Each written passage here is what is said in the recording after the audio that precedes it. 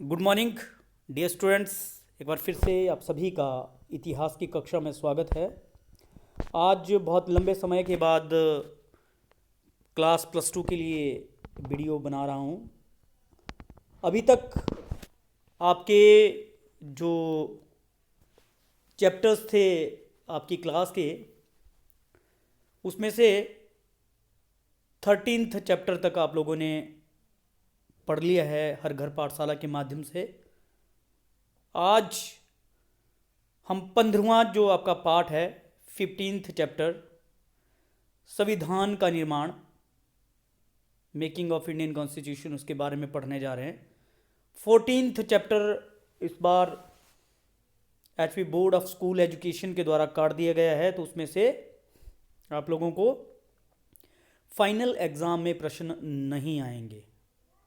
लेकिन ये जो चैप्टर है हमारा 14th चैप्टर, इसके जो नोट्स हैं वो वीडियो के माध्यम से मैंने आप लोगों को भेजे हैं, वो आप लोगों ने लिख लेने हैं।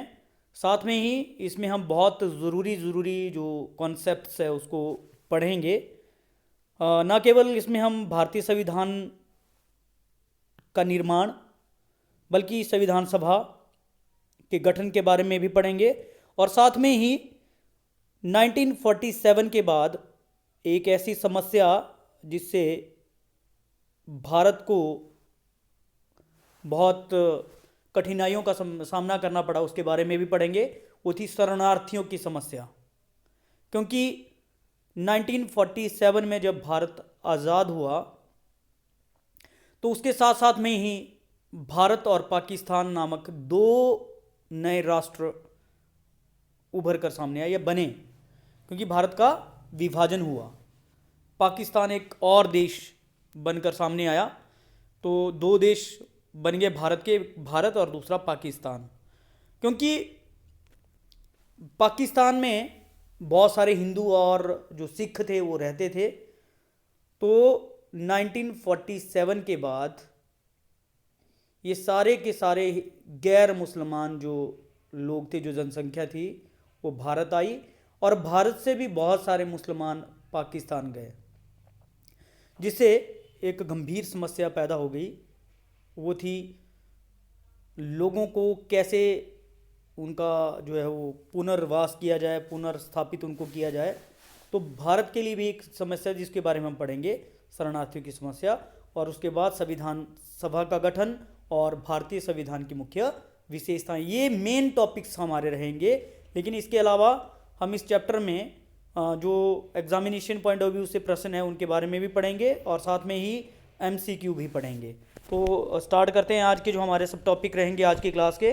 उसमें सबसे पहला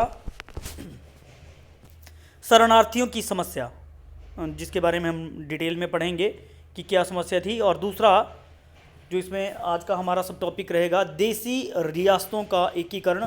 बहुत बड़ी ये समस्या थी, एक बहुत बड़ी घटना रही है देसी रियासतों का एकीकरण, जिसमें सरदार वल्लभ भाई पटेल ने बड़ी महत्वपूर्ण भूमिका निभाई थी। भारत की आज़ादी के समय 562 देसी रियासतें थी, लेकिन सरदार वल्लभ भाई पटेल और उनकी जो टीम थी उसने बड़े अथक प्रयासों से इन सभी रियासतों को भारत में मिला दिया। लेकिन 3 ऐसी रियासतें जिसमें हैदराबाद, जूनागढ़ और कश्मीर थी, ये बाद में मिलाई गई कुछ संघर्ष के बाद। तो इनके बारे में भी हम आज पढ़ने जा रहे हैं। लेकिन सबसे पहले हम स्टार्ट करते हैं शरणार्थियों की समस्या। शरणार्थियों की समस्या की अगर हम बात करें तो 1947 ईस्वी में भारत विभाजन के समय बहुत सारी वैसे चुनौतियां थी। भारत विभाजन के समय जब भारत का विभाजन हुआ, शरणार्थियों की समस्या थी। इसके अलावा जो पॉपुलेशन पाकिस्तान में थी उनके लिए भी भारत को काफ़ी जो है मदद करनी पड़ी। इसके अलावा दंगे जो हिंदुओं और मुसलमानों के बीच में हुए, सिखों और मुसलमानों के बीच में हुए, चाहे बात बंगाल की हो या पंजाब की हो, तो बहुत बड़े दंगे जो है इन क्षेत्रों में हुए और बहुत सारे लोग इनमें मारे गए। ये भी एक समस्या भारत के लिए थी।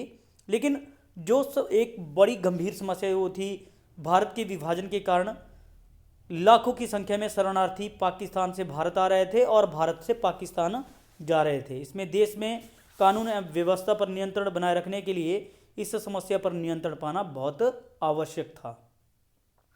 1947 ईस्वी में भारत के विभाजन के समय बहुत सारी जो एक हम बात करते थे इंसिडेंट्स हुए थे, वो थी लूटपाट, आगजनी, हत्याएं, अपहरण, बलात्कार, और ये घटनाएं चारों ओर अराजकता का वातावरण तैयार कर रही थी। लगभग 1 करोड़ हिंदू तथा सिख शरणार्थियों के रूप में भारत पहुंचे तथा 5 लाख मुसलमान पाकिस्तान गए। विभाजन के दौरान कई दंगे भड़के और जिसमें स्त्रियां, पुरुष तथा बच्चे मारे गए। 5 लाख नहीं, 50 लाख मुसलमान, ऐसा माना जाता है कि 50 लाख के आसपास मुसलमान जो है वो ट्रांसफ़र हुए पाकिस्तान के लिए। तो लेकिन बहुत सारे दंगे जो है वो उस समय हुए और बहुत सारे लोग इसमें मारे गए। तो शरणार्थियों के पुनर्वास के लिए जो भारत सरकार ने कदम उठाए उसके बारे में हम बात कर रहे हैं। प्रश्न भी एग्जामिनेशन में आता है कि शरणार्थियों की समस्या के लिए भारत सरकार ने क्या कदम उठाए। तो उसमें सबसे पहला है शरणार्थी कैंप। शरणार्थी कैंप, जो लोग पाकिस्तान से भारत आए, सबसे पहले तो उनके रहने के लिए व्यवस्था की गई कि बाद सेटल तो उनको बाद में करवाना था, लेकिन सबसे पहले ज़रूरी था कि उनको जो है वो ऐसे रहने के लिए उनको जगह दी जाए। कैंप बनाए गए। कैंप ज़्यादातर कैंप जो थे वो पंजाब में ही बनाए गए, जिसमें अमृतसर, गुरदासपुर, जालंधर, लुधियाना और अंबाला में ये कैंप थे। सबसे बड़ा जो कैंप था वो कुरुक्षेत्र में लगाया गया। और साथ में ही इस समस्या के समाधान के लिए भारत सरकार ने पुनर्वास विभाग की स्थापना की, जिसमें जो है वो ये डिसाइड होना था कि किन लोगों को कहाँ पे जो है वो स्थापित किया जाएगा। उनको उनके निवास स्थान उन्हें दिए जाएंगे, अलॉट किए जाएंगे, जो कि पाकिस्तान से आए थे। तो आपने बहुत सारी मूवीज़ जो है वो बनी है पार्टीशन के बाद। एक लेटेस्ट जो मूवी है गदर, गदर एक प्रेम कथा, जिसमें सनी देओल हीरो है। तो आपने देखा होगा कि किस प्रकार से जो है वो जब स्टार्ट होती है मूवी तो किस प्रकार से दंगे होते हैं, लोग जो है ट्रांसफ़र हो रहे होते हैं या आ रहे होते हैं पाकिस्तान से भारत, भारत से पाकिस्तान, ट्रेनों में जो है वो दंगे होते हैं, बहुत सारे लोग उसमें मारे जाते हैं। तो सॉरी, भारत सरकार ने सबसे पहला निर्णय लिया कि पुनर्वास विभाग की स्थापना की और शरणार्थी कैंप लगाए अमृतसर, गुरदासपुर, जालंधर, लुधियाना और अंबाला में। लेकिन सबसे बड़ा जो शरणार्थी कैंप था वो कुरुक्षेत्र में था। दूसरा जो काम भारत सरकार ने किया था स्त्रियों और बच्चों की रक्षा। जैसा कि मैंने पहले भी बताया कि स्त्रियों के साथ बलात्कार या बच्चों को मारा गया, उनको अगवा किया गया, उन्हें बेच दिया गया, तो और जबरन जो है उनका विवाह किया गया, धर्म परिवर्तन करवाया गया। तो इनके पुनर्वास के उद्देश्य के लिए भारत तथा पाकिस्तान के जो उस समय के प्रधानमंत्री थे उनके बीच में 3 सितंबर 1947 ईस्वी को एक समझौता। इस समझौते के अनुसार ये निर्णय लिया गया कि जबरदस्ती किए गए विवाह तथा धर्म परिवर्तन को स्वीकार न किया जाए। इस प्रकार की सभी स्त्रियां तथा बच्चे एक दूसरे को वापस किए जाए। मतलब कि अगर किसी ने 1947 में जब भारत आज़ाद हुआ, दंगे हुए और जो जनसंख्या थी वो एक स्थान से दूसरे स्थान तक गई, और जो चाहे वो हिंदू थे, मुस्लिम थे या फिर सिख थे, अगर उन्होंने ज़बरदस्ती किसी के साथ शादी की है तो इस समझौते के अनुसार ये निर्णय लिया गया कि ऐसी शादियों को नहीं माना जाएगा। तो स्त्रियों और बच्चों की रक्षा के लिए भी बड़ा महत्वपूर्ण कदम जो है वो सरकार ने उठाया, क्योंकि विभाजन के दौरान पूर्वी पंजाब में बड़ी संख्या में स्त्रियों और बच्चों को अगवा करके रखा गया था, ऐसा माना जाता है। और तीसरा कदम जो उठाया गया वो जमींदारों का पुनर्वास। इसको ध्यान से सुनना है हमने। जमींदार, उसमें जमींदारी प्रथा थी, ये सभी जानते हैं, लेकिन जब भी विभाजन हुआ तो सारी की सारी ज़मीनें वही रह गई। पाकिस्तान से जो लोग भारत आए वो ज़मीनें उठा के लेके नहीं आए भारत, या भारत से जो पाकिस्तान गए वो ज़मीनें उठा के नहीं लेके गए, उन्होंने वहीं छोड़ दी। ठीक है। तो एक जो आंकड़ा है उसके अनुसार पश्चिमी पंजाब से 62 लाख एकड़ कृषि योग्य भूमि छोड़कर आए थे लोग। मतलब पश्चिमी पंजाब हुआ पाकिस्तान, वहाँ से 62 लाख एकड़ कृषि योग्य भूमि छोड़कर लोग जो है वो, जो सिख थे, ज़्यादातर हिंदू थे, गैर मुस्लिम थे, वो भारत आए। 62 लाख एकड़ छोड़ी उन्होंने। और यहाँ से जो पाकिस्तान गए लोग, पूर्वी पंजाब से जो पाकिस्तान गए, पूर्वी पंजाब मतलब जो आज का हमारा पंजाब स्टेट है, वहाँ से जो लोग गए, जो मुस्लिम गए, वो 47 लाख एकड़ भूमि छोड़ कर गए थे। तो मतलब यहाँ पे डिफरेंस आप देख सकते हो कि ज़्यादा जो भूमि छोड़कर आए थे वहाँ से आए थे, और यहाँ से जो गया वो केवल 47 लाख एकड़ भूमि छोड़ी थी। अतः सरकार ने योजना बनाई जिसके अनुसार बड़े जमींदारों को दिए जाने वाली भूमि में अधिक कटौती, क्योंकि जो जमींदार वहाँ से आए थे पाकिस्तान से, उनको ज़मीनें देनी थी यहाँ पे।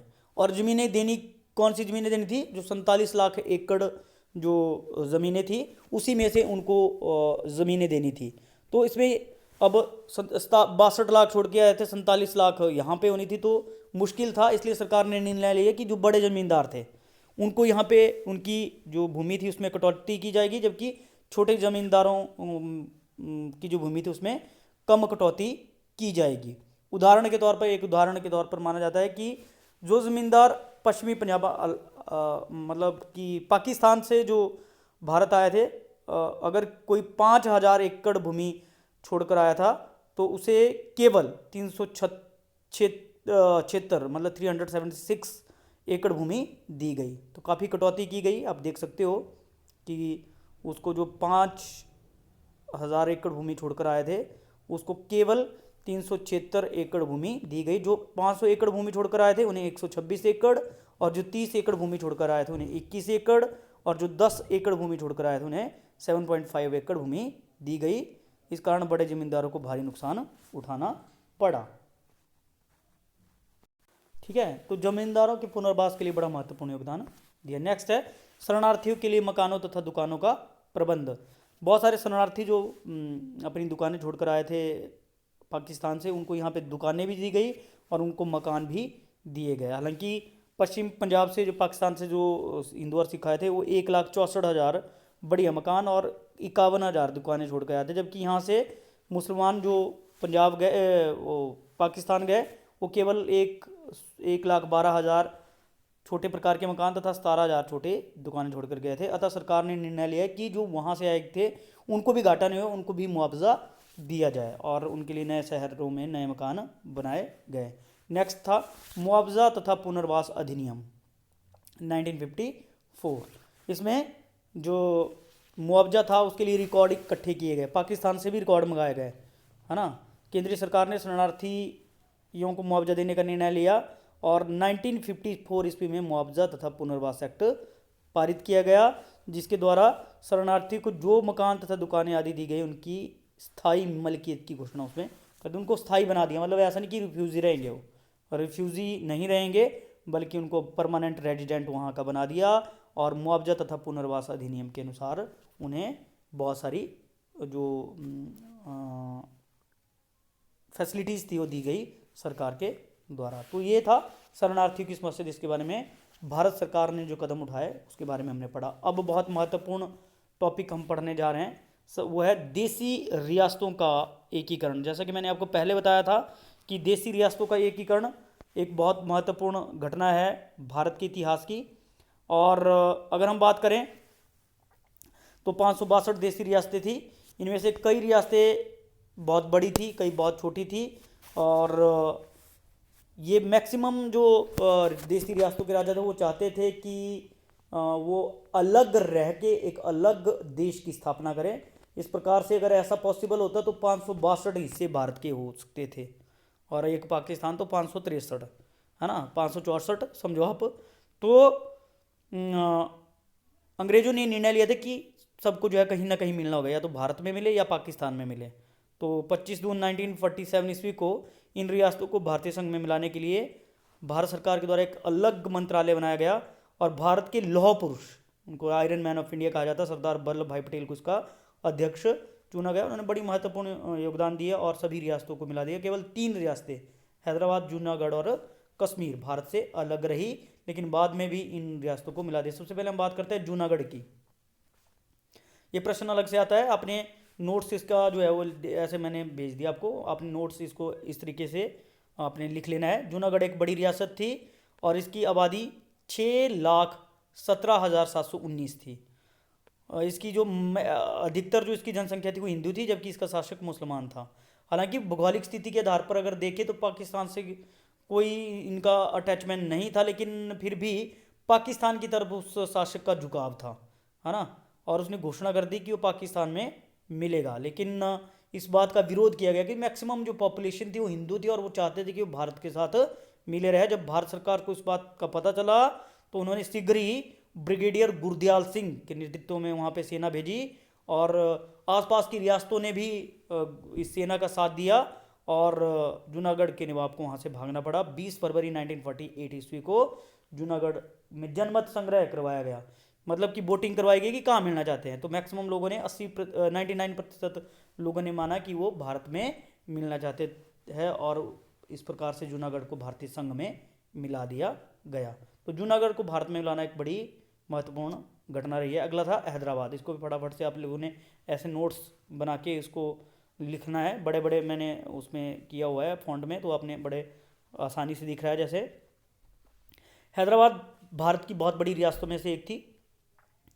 हैदराबाद 1947 ईस्वी में वहाँ का शासक मीर उस्मान अली था, है ना, यहाँ की। लेकिन हैदराबाद की भी जो जनसंख्या थी वो हिंदू थी, लेकिन ये जो शासक था ये अलग रहना चाहता था, और उसने घोषणा की कि वो किसी भी संविधान सभा में, ना पाकिस्तान की और ना ही भारत की संविधान सभा में अपने प्रतिनिधि भेजेगा।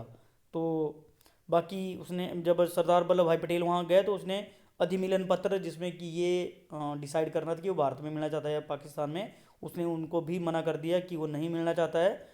और इसके साथ साथ में उसने वहाँ पे मार्शल लॉ लागू कर दिया, और हैदराबाद से बाहर जाने वाली सभी चीज़ों को बंद कर दिया, बाहर से आने वाले लोगों को एंट्री नहीं दी। जब भारत सरकार को इस बात का पता चला तो उन्होंने 13 सितंबर 1948 ईस्वी को मेजर जनरल JN चौधरी के नेतृत्व में एक सेना हैदराबाद भेजी, और हैदराबाद की सेना जो है वो भारत की सेना के आगे नहीं टिक पाई। 18 सितंबर को भारतीय सेना ने हैदराबाद पर अधिकार कर लिया, और एक घोषणा के द्वारा हैदराबाद का भारत में विलय कर लिया। तो 3-3 नंबर के प्रश्न में ये क्वेश्चन आते हैं, आप लोगों ने एग्जामिनेशन पॉइंट ऑफ व्यू से भी करना है। जूनागढ़, हैदराबाद, और लास्ट जो हम पढ़ने जा रहे हैं दैट इज कश्मीर। बहुत बड़ी समस्या है भारत की।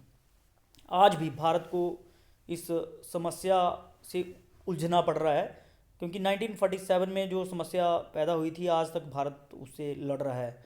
और आप देख सकते हैं कि इतना ज़्यादा जो है वो भारत की इकोनॉमी इसमें इन्वॉल्व है कि हमें दुनिया के सबसे हाईएस्ट जो बैटल फील्ड है सियाचिन, वहाँ पे भी पाकिस्तान की सेना के साथ दो हाथ करना पड़ते हैं, जो कि ग्लेशियर है। तो कश्मीर की समस्या का शुरुआत कैसे हुई हम बात करते हैं। जैसे कि हमने बात की 562 रियासतें, लेकिन कश्मीर, जूनागढ़ और हैदराबाद ने मना कर दिया। कश्मीर का शासक एक हिंदू था जिसका नाम था हरि सिंह, लेकिन यहाँ की जो जनसंख्या थी मैक्सिमम वो मुसलमान थी। इस रियासत की सीमाएं भारत के साथ भी मिलती थी और पाकिस्तान के साथ भी मिलती थी। सरदार वल्लभ भाई पटेल हरि सिंह के पास गए, लेकिन हरि सिंह ये चाहता था कि वो भारत, मतलब कश्मीर को एक अलग राज्य बनाना चाहता था, और मिनी स्विट्जरलैंड या स्विट्जरलैंड की तरह एक देश बनाना चाहता था। लेकिन ऐसा नहीं हुआ, उसने मना कर दिया भारत के साथ मिलने के लिए। लेकिन पाकिस्तान ने जो कबायली थे उनके साथ मिलकर कश्मीर पर हमला कर दिया। हरि सिंह ने घोषणा की कि भारत सरकार से ये निवेदन किया कि वो इस आक्रमण से उसकी रक्षा करे, और इसके बदले में उसने निर्णय लिया कि वो भारत को कश्मीर को भारत के साथ मिला देगा। 22 अक्टूबर 1947 ईस्वी को पाकिस्तान की पाकिस्तान ने कश्मीर पर कबायली हमला कर दिया। रियासत के मुसलमान सैनिक जो थे पाकिस्तान के, वो भी कबायलियों के साथ मिल गए, और बहुत सारे मुस्लिम जो थे वो इन कबायलियों के साथ मिल गए जो कश्मीर के थे। तो कुल मिला के बहुत बड़े क्षेत्र पर अधिकार कर लिया था इन कबायलियों ने। जब भारत सरकार को पता चला तो उन्होंने या हरि सिंह ने जब निवेदन किया तो एक 100 ऐसा माना जाता है कि 100 जो हेलीकॉप्टर थे, जहाज़ थे, क्योंकि इन्होंने श्रीनगर एयरपोर्ट तक अपना अधिकार कर लिया था ऐसा माना जाता है। तो 100 जो जहाज़ थे वो उसमें सैनिक गए, 100 शिफ्ट जो उसमें, और मतलब फिर जो कबायलियों को पीछे हटा दिया। तो ये लगातार ये युद्ध चल रहा था, ऐसा लग रहा था कि काफ़ी आगे तक निकल जाएंगे। लेकिन इससे पहले जो भारत सरकार थी वो UN में चली गई, और यूनाइटेड नेशन ऑर्गेनाइजेशन ने, संयुक्त राष्ट्र संघ ने यथास्थिति बनाने के लिए कहा, क्योंकि अभी तक पूरे तरीके से कबायलियों को बाहर नहीं निकाला गया था कश्मीर से। तो क्योंकि UNO के प्रेशर के कारण, जो हस्तक्षेप के कारण ये युद्ध बंद हो गया और यथास्थिति रह गई। तो बहुत सारा पोर्शन जो है वो पाकिस्तान के पास रह गया, जिसे पीओके के नाम से जाना जाता है, पाक ऑक्युपाइड कश्मीर, पाक अधिकृत कश्मीर, जो कि हमारा हिस्सा है। लेकिन पाकिस्तान बोलता है कि पूरा का पूरा कश्मीर उसका है। तो ये दोनों देशों के बीच में एक बहुत बड़ी समस्या के रूप में है। लेकिन जो सच्चाई ये थी कि पीओके पर जो पाक ऑक्युपाइड कश्मीर, जिस पे आज कश्मीर का जो हिस्सा जिस पे आज पाकिस्तान अपना प्रभुत्व जमाता है, वह एक्चुअली में हमारा था। क्योंकि अगर भारत यूएनओ में नहीं जाता, यूनाइटेड नेशन ऑर्गेनाइजेशन या संयुक्त राष्ट्र संघ में नहीं जाता, तो बड़ी आसानी से भारतीय सैनिक कश्मीर की कबायलियों को पीछे हटा देते और पूरा जो एरिया था, जो रेड क्लिफ लाइन थी, वहाँ तक पहुँच सकते थे और पीओके की समस्या शायद नहीं होती। तो एक बहुत गंभीर समस्या थी। लेकिन चलो, कश्मीर हमारा अभिन्न अंग है, अभिन्न अंग रहेगा, उसके लिए भारत सरकार जो है वो बिल्कुल प्रतिबद्ध है। और अ, कश्मीर को भारत में मिलाने की घोषणा की गई, लेकिन पाकिस्तान उसको आज तक नहीं, उसको मानता है कि कश्मीर उसका है। तो इस प्रकार से इन भारतीय देशी रियासतों को जो है वो मिला लिया। तो तीन प्रश्न अलग से आता है, कश्मीर की समस्या के बारे में आप क्या जानते हो इस तरीके से, या कश्मीर को किस प्रकार से भारतीय संघ में मिलाया गया, हैदराबाद और जूनागढ़ को किस, तीन तीन नंबर के प्रश्न एग्जामिनेशन में आते हैं। तो आप लोगों ने नोट्स लिख लेने हैं, साथ में ही शरणार्थियों की समस्या और भारत सरकार के द्वारा उठाए गए कदम, ये आप लोगों ने करना है। तो आज हमने इतना पढ़ा, उम्मीद है कि आप लोगों को वीडियो पसंद आई होगी। अगर आई है तो लाइक और सब्सक्राइब ज़रूर करें। Thank you and have a nice